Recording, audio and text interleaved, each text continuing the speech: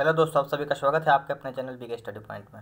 आज मैं Bihar para medical और जितने भी प्रतियोगी परीक्षा में जीके के प्रश्न पूछे जाए, आज मैं भूगोल के प्रश्नों पे चर्चा कर रहा हूं। पिछले वीडियो में मैंने 43 क्वेश्चन तक चर्चा कर दिया था।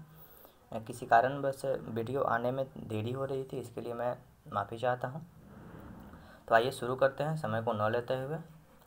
और मैं सोच रहा हूँ कि अपने इस चैनल पे करंट का एक टॉपिक लेके जो टॉपिक बहुत ज़्यादा चर्चा में चल रही है उस टॉपिक पर डिस्कस करूं। आप लोगों की राय चाहता हूं। आप लोग अपने कमेंट में राय बताएं कि हाँ, ये प्रयास जो है कैसा रहेगा। तो आइए समय को न लेते हुए शुरू करते हैं। क्वेश्चन नंबर 44 देखते हैं। लाल सागर भूमध्य सागर से किस नहर द्वारा जोड़ा जाता है? सबसे पहले तो इस क्वेश्चन का मैं आंसर बता दूं कि लाल सागर और भूमध्य सागर को जोड़ने वाली जो नहर है ये आपका स्वेज नहर है। स्वेज नहर जो है लाल सागर और भूमध्य सागर को जोड़ती है। स्वेज नहर के बारे में एक दो फैक्ट है जो कि हम समझ लेते हैं। स्वेज नहर का जो निर्माण है ये 1800 यानी गांधी जी का जब जन्म दिवस मनाया जाता है 1869 में, उसी समय स्वेज नहर का निर्माण शुरू कर दिया गया था। ठीक है, इसमें एक दो फैक्ट और है। पनामा नहर, तो प्रशांत महासागर के पास ये पनामा नहर है। और यहाँ पे मैं बता दूँ कि पनामा नहर जो है प्रशांत महासागर में है। पनामा कैरेबियन सागर और प्रशांत महासागर के मध्य में है। कील नहर, तो कील नहर बड़ा ही इंपॉर्टेंट है, उत्तरी सागर और बाल्टिक सागर को जोड़ता है, जो कि कील नहर है। ईरी नहर, तो ईरी एक झील है और मिशिगन झील जो कि यूएसए में पड़ता है, इस दोनों झीलों को जोड़ने का काम ईरी झील करता है। ठीक है, क्वेश्चन नंबर आगे देखते हैं। विश्व की सबसे, एक मिनट थोड़ा सा रुकिएगा। क्वेश्चन नंबर हम लोग देखते हैं 45 क्वेश्चन देखते हैं। विश्व की सबसे लंबी नदी, तो इस क्वेश्चन से तो आप लोग परिचित होंगे कि विश्व की सबसे लंबी नदी कौन है, तो नील है। लंबाई में अगर पूछा जाए तो नील नदी है, और अगर पूछा जाए विश्व की सबसे चौड़ी नदी अमेजन नदी है। ठीक है, नील नदी दो तरह की है, एक ब्लू नाइल है और एक वाइट नील है। दो तरह की नील नदी है। नील नदी निकलती कहाँ से है, तो नील नदी विक्टोरिया झील से निकलती है। नील नदी अफ्रीका महादेश में है। नील नदी विश्व की सबसे लंबी नदी है। भारत की सबसे लंबी नदी कौन है, तो भारत की सबसे लंबी गंगा नदी है।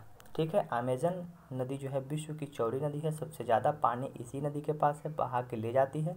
ये ब्राज़ील में इसी के पास एक जंगल पाया जाता है जो अमेजन का जंगल कहा जाता है। इसमें कुछ दिन पहले आग लगने की घटना सामने आई थी, और इस वर्षा वन को विश्व का फेफड़ा कहा जाता है, क्योंकि बहुत सारा ऑक्सीजन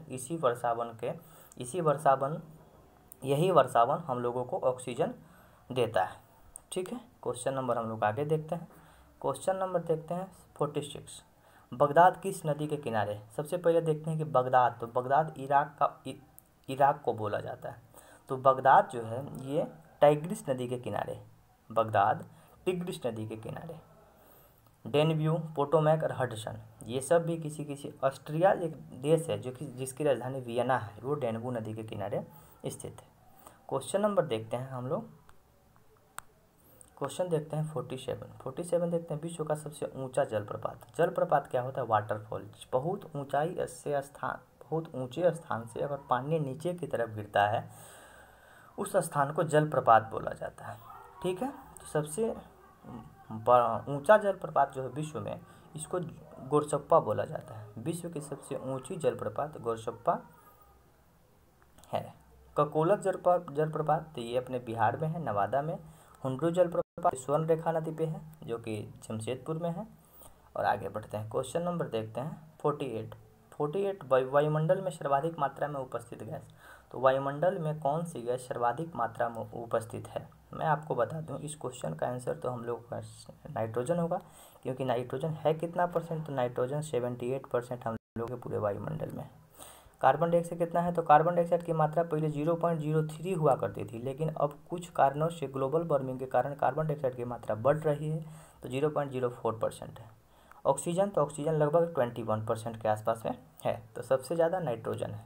अब यहाँ पे एक बहुत अच्छा ही प्रश्न मैं आपको बता दूं कि अगर पृथ्वी पे ऑक्सीजन बहुत ज़्यादा होता, नाइट्रोजन कम होता, तो आग जैसे लगने की संभावना घटित हो सकती थी। क्वेश्चन देखते हैं 49। वायुमंडल की सबसे निचली परत, तो वायुमंडल में 5 परत है।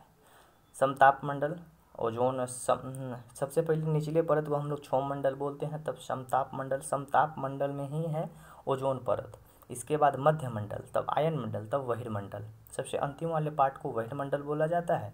तो सबसे निचली जो परत होती है, सबसे निचली जो परत है क्षौम मंडल, वायुमंडल की सबसे निचली परत है। इस मंडल में की खासियत क्या है कि इस मंडल में जितनी भी मौसमी घटनाएं घटित होती है, जितनी भी मौसमी घटनाएं घटित होती है क्षोभ मंडल में ही घटित होती है। इसीलिए वायुयान, जितना भी वायुयान होता है, आपका फ्लाइट होता है, हवाई जहाज़ होता है, हम लोग हिंदी में देखें तो हवाई जहाज़ सब कहाँ उड़ाया जाता है, तो क्षौम मंडल में कोई भी उड़ान नहीं होती है। क्यों नहीं होती है कि क्षौम मंडल में मौसमी घटनाएं घटती है, मौसम परिवर्तित होता रहता है। लेकिन एक शब्द है यहाँ देखिए, समताप मंडल, जहाँ जिस मंडल का तापमान समान होता है वहाँ इस तरह की कोई घटनाएं घटित नहीं होती है समताप मंडल में। इसीलिए वायुयान उड़ाने के लिए, एयरप्लेन उड़ाने के लिए सबसे अच्छा मंडल कौन है, तो समताप मंडल है। समताप मंडल में ही एरोप्लेन, फ्लाइट सबको उड़ाया जाता है। ओजोन मंडल, तो ओजोन मंडल एक कोई मंडल नहीं है, समताप मंडल का पार्ट है ओजोन परत, ठीक है, जिससे कि हम लोगों को देखते हैं कि अल्ट्रावायलेट किरण और हम लोगों को पृथ्वी पे आने से रोकती है। आयन मंडल क्या है, तो आयन मंडल जितना भी रेडियो तरंग हम लोग देखते हैं ये सब इसी मंडल के कारण हो पाता है, यहीं पे जाता है और वहाँ से रिवर्स हो जाता है। जैसे ये आयन मंडल, मान लीजिए ये आयन मंडल है, तो पृथ्वी से कोई हम लोग वेव छोड़ते हैं, यहाँ से टकरा के फिर हम लोगों को पृथ्वी पे आता है, तब उसका सिग्नल मिलता है, जिसी के कारण टीवी, रेडियो हम लोग अच्छी तरह से सुन पाते हैं। तो इस क्वेश्चन का आंसर क्या होगा, तो इस क्वेश्चन का जो आंसर है सी होगा। घबराने की बात नहीं है, मैं फिर से टिक कर दे रहा हूँ, इस क्वेश्चन का आंसर सी होगा। चलिए क्वेश्चन नंबर हम लोग आगे देखते हैं। वायुमंडल में किस परत में मौसम संबंधी घटनाएं घटती है। अगर पिछले प्रश्न को अच्छी तरह से आप लोग सुने होंगे, इस क्वेश्चन का आंसर आप लोग अच्छी तरह से दे पाएंगे। तो मौसमी घटनाएं कहाँ घटित होती है, तो मौसमी घटनाएं जो है ये क्षौम मंडल में घटित होती है, सबसे निचला परत है, ठीक है। आगे देखिए, ओजोन परत किस वायुमंडल परत में पाई जाती है। आ गया ना प्रश्न, ओजोन परत कोई एक स्पेशल उसका मंडल नहीं है, ये पाया कहाँ जाता है, तो ये क्षौम समताप मंडल का ही एक पार्ट है, उसी में पाया जाता है, ठीक है। क्वेश्चन क्षौम मंडल, आयन मंडल तो समझ गए कि आयन मंडल में क्या होता है। तो जितने भी हम लोगों के यहाँ टेलीविज़न, रेडियो सब हम लोग जो देखते हैं, रेडियो तरंगों का संचरण होता है, रिफ्लेक्ट वहीं से संभव हो पाता है। अगर आयन मंडल नहीं होता तो हम लोग आज रेडियो, टीवी, फ्रिज नहीं देख पाते, ठीक है। वायुमंडल किस परत में रेडियो तरंग परिवर्तित करती है। देखिए हर प्रश्न से रिलेट करके है। मैं एक प्रश्न के बारे में 2-3 प्रश्न इसलिए बताता हूँ ताकि आप लोगों को कोई भी किसी भी एंगल से प्रश्न बनाई जाए तो दिक्कत नहीं होगी। वायुमंडल की किस परत में रेडियो तरंगें परिवर्तित होती है, तो रेडियो तरंगों के लिए परिवर्तित होने के लिए आयन मंडल जो है ये जिम्मेदार है। तो आयन मंडल रेडियो तरंग के लिए है। क्वेश्चन नंबर हम लोग देखते हैं, वायु दाब मापने के लिए, वायु दाब एटमॉस्फेयर प्रेशर मापने के लिए, वायु दाब मापने के लिए ये हम लोगों को बैरोमीटर का प्रयोग हम लोग करते हैं। वायु दाब मापने के लिए बैरोमीटर का प्रयोग करते हैं। मैनोमीटर तो हवा की गति मापी जाती है, हाइड्रोमीटर से घनत्व मापा जाता है, हाइग्रोमीटर से आर्द्रता। पिछले वीडियो में मैं बताया भी था कि हाइग्रोमीटर से आर्द्रता मापी जाती है। आर्द्रता मतलब ह्यूमिडिटी होती है। ग्रो जहाँ लगा ये हाइग्रोमीटर, हाइड्रो क्या है, घनत्व मापता है, डेंसिटी मापने का काम करता है। और वायु दाब मापने के लिए बैरोमीटर में पारा भरा जाता है। पारा अगर अचानक गिर जाए नीचे की तरफ तो हम लोग संभावना लगा सकते हैं कि ये, तो यहाँ पे हम लोग क्वेश्चन देखें, वायु दाब मापने का यंत्र। तो वायु दाब मापने के लिए बैरोमीटर का प्रयोग किया जाता है। बैरोमीटर में पारा भरा जाता है, पारा अचानक नीचे की तरफ गिर जाए तो हम लोगों को या मौसम विभाग IMD इंडियन मेट्रोलॉजिकल डिपार्टमेंट को ये पता चल जाता है कि हाँ आंधी आने की संभावना है, मौसम किस तरह का होगा। इसी से ही अंदाज़ा हम लोग लगा सकते हैं, हम लोग भी लगा सकते हैं, कोई दिक्कत नहीं है, ठीक है। क्वेश्चन नंबर आगे हम लोग बढ़ते हैं। वायुमंडल की आर्द्रता मापने के लिए देखिए, मैं हर प्रश्न को पीछे वाला जो प्रश्न है उस ऑप्शन के बारे में चर्चा कर देता हूँ ताकि आने वाला जो प्रश्न है या आगे कोई भी प्रश्न आएगा वो आप लोग आसानी से सॉल्व कर पाएंगे। तो वायुमंडल की आर्द्रता के लिए क्या प्रयोग करेंगे, मैं आपको भी बता चुका हूँ कि आर्द्रता मापने के लिए हम लोग हाइग्रो, यहाँ देखना है कि ड्रो और ग्रो, तो देखिए यहाँ एक शब्द हम लोग प्रयोग करते हैं ग्रो, एक टर्म याद रखिएगा GROW। ग्रो मतलब होता है बढ़ना ऊपर की तरफ, ठीक है। आर्द्रता यानी कि आर्द्रता मतलब हम समझिए कि नमी। तो पेड़ पौधा के लिए नमी होगी तो क्या पेड़ पौधा घास पेड़ पौधा जो छोटा छोटा पेड़ पौधा बढ़ना शुरू हो जाता है। इसलिए हम लोग यहाँ पे लॉजिक सेट कर देंगे कि हाइग्रोमीटर आर्द्रता मापने के लिए और घनत्व मापने के लिए हाइड्रोमीटर का प्रयोग करेंगे, ठीक है। क्वेश्चन नंबर आगे देखते हैं, 55 नंबर है। तो ये क्वेश्चन है, ओजोन परत पृथ्वीवासियों की रक्षा करती है। जरूर रक्षा करती है। अब किस तरह से रक्षा करती है, आइए हम इसको बढ़िया तरह से देखते हैं। ओजोन परत जो है कहाँ है, तो समताप मंडल में स्थित है। सबसे पहला बात, ओजोन का जो सिंबल होता है O3 बोला जाता है। ऑक्सीजन का 3 अणु मिलके ओजोन का निर्माण करता है, ठीक है। ओजोन गैस पृथ्वी पे बहुत समय तक बना रहता है, यह भारी गैस होता है, ठीक है। अब आइए यहाँ पे ऑप्शन पढ़ के ही हम लोगों को अंदाज़ा लग सकता है कि इस क्वेश्चन का आंसर वायुमंडल में बढ़ती कार्बन डाइऑक्साइड की मात्रा से, CO2 से, यानी कार्बन डाइऑक्साइड का मतलब CO2 से, ऐसा नहीं है। पृथ्वी पर आने वाले अन्य ग्रहियों से, पृथ्वी पर उपस्थित रेडियोधर्मी तत्व से।